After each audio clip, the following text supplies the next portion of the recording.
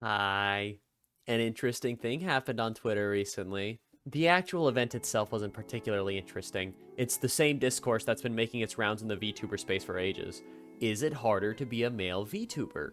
However, presumably due to interesting things happening in the larger online sphere, the discussion was more intense and brought in the indirect participation of more popular VTubers than usual. Needless to say, I'm a male VTuber with a captive audience count that fluctuates between 3 of my best friends and a bot, and literally no one. So I think I am the most qualified to answer this burning question that people won't stop asking for some reason. You'd think they'd find an answer by now so that I can keep doing nothing. Firstly, I want to outline this video by clarifying that when I say VTuber sphere or something to that effect, I'm referring to the Western VTubing culture and mostly within the confines of Twitch, a platform I stream on sometimes if I feel like talking to myself. Twitch is a very funny platform because it has a lot of tools to facilitate interactions between the chat and the streamer, which means that it does a very good job of enabling audience engagement, leading to more entertaining live streams. It sounds great if people could find an audience on there to begin with. In effect, 1% of the top streamers on Twitch hold 99% of the viewership, with barely any of that ever trickling down to newer streamers.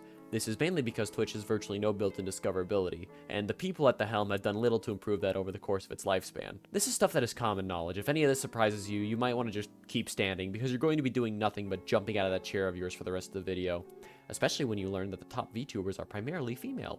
Now, they did not get to the positions they have now just because they are women. They all have genuine merit as entertaining streamers and worked hard to keep the positions they are in today.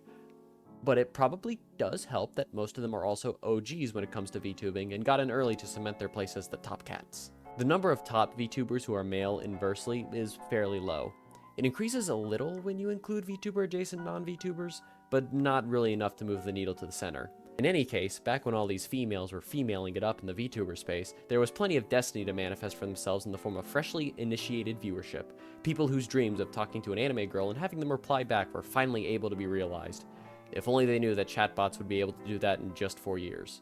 Now things are a little different. The gold that was in this space has been largely mined out, and now countless people have taken to the streams to pan for nuggets, all while having to pay fat stacks for pickaxes and pans. VTubing has a fairly high financial bar for entry, and it hasn't ever really gone down.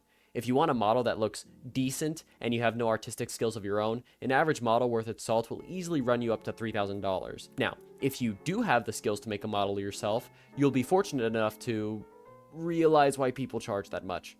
Oh, and if you're really feeling yourself when it comes to modeling, get ready to pay upwards of $100 annually just to make a model more complex than a fancy sock puppet. With this in mind, it becomes pretty obvious why VTubers seem to constantly bemoan the fact that they aren't making it.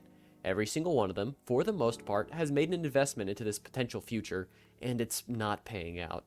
Imagine spending a few grand on an apiary only to find out that your land just can't sustain all the bees you put on it. You probably weren't expecting to recoup all of your investment, but surely you were at least hoping for some honey. Everyone is struggling, not just the men. So it's settled, right? Not exactly. I have a question for you. What do you do if you're entering a highly oversaturated market where it's not enough to just be qualified for the position you want? Simple. You clout chase. Networking is an important skill for basically any profession, but it's especially important for the VTuber sphere. Because discoverability is so poor, a large part of your success hinges on the kind of people you are affiliated with publicly. If you're a Twitch streamer who is friends with a more popular Twitch streamer, they might raid into you and share a piece of their audience with you. Do that enough times with enough of your more popular peers, and you can muscle your way into success just by being friends with a lot of people. Or at least pretending to be. The main issue with this approach is that networking in the influencer sphere, as I hinted to a bit earlier, is less about forming professional connections and more about being a part of friend groups.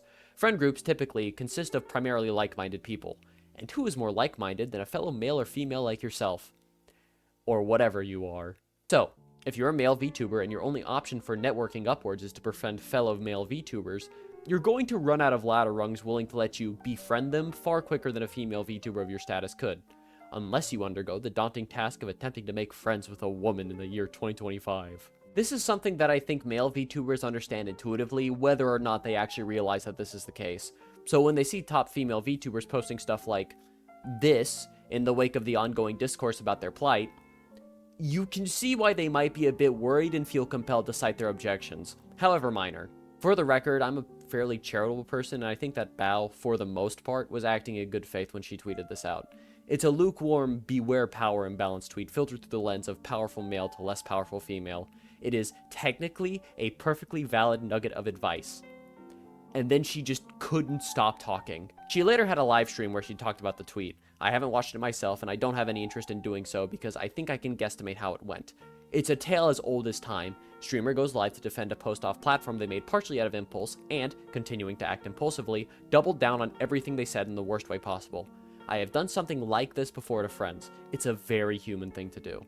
So, it was no shock when this exploding whale caused this fun little tweet to crop up on my feed without my consent. I kind of filtered it out in my brain at first because I'm honestly just fatigued by internet goblins who talk like this. It's very inflammatory verbiage regardless of the tweet's actual value, and engaging with people like these rarely ever advance the conversation anywhere meaningful. If only Shondo had followed my example. I don't want to go into detail about why this is the worst chess move a popular influencer could ever make in the realm of online discourse.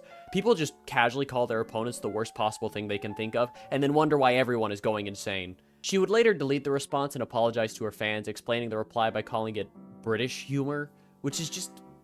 that's not a good explanation. You saw your friend getting dogpiled on Twitter for hole digging and wanted to play ball for her, but instead of getting a bat, you got a shovel and started digging yourself. Again, many such cases, we are only human. For the record, I hold no resentment or hate for either of these two. Bao is a VTuber who I actually like a fair bit, though the degree by which that appreciation would be reciprocated by her I worry would be far less after seeing all this go down. I mainly bring this up because when you actually understand why it is harder for male VTubers to advance their careers, you can start to better understand why this all went down the way it did.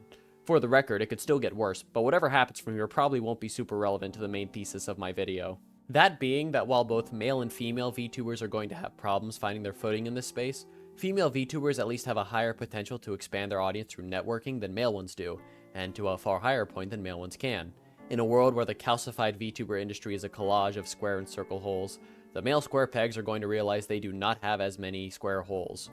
But the female circle pegs have all the holes. That's my innuendo for the video. So, what can be done about this? What do you do with this information? Well, if you're a popular female VTuber, firstly, signal boost this because I need a career. Then, secondly, do that for any other male VTubers you come across that you enjoy. This is not a world-shattering thing I am suggesting you do. It's actually something that has been done before, but the genders were swapped. The vedalverse is known very well for consisting of all the VTubers Vedal has raided into. All VTubers who essentially found their success off the back of his one 20k audience raid. I think more popular VTubers should follow after his example in general, and not just with underground male VTubers. It's so difficult to make it out in this space as anyone, and anytime a popular VTuber gives back to the people they inspired, it breathes new, vibrant, and unjaded life into the space. It doesn't have to be a big so you want to be a VTuber event. It can just be as simple as a raid during a smaller streamer subathon, or reacting to their YouTube video or their clips, or shouting them out. Rosie Belmu said it best when she said that the best thing to do, right now, is to just be kind. And then she had to delete her original tweet saying that because people can't be normal. I hate Twitter.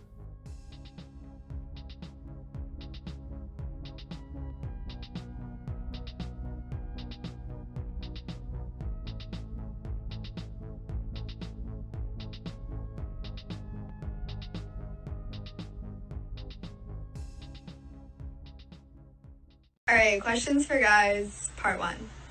Do you like tall girls or short girls? Men.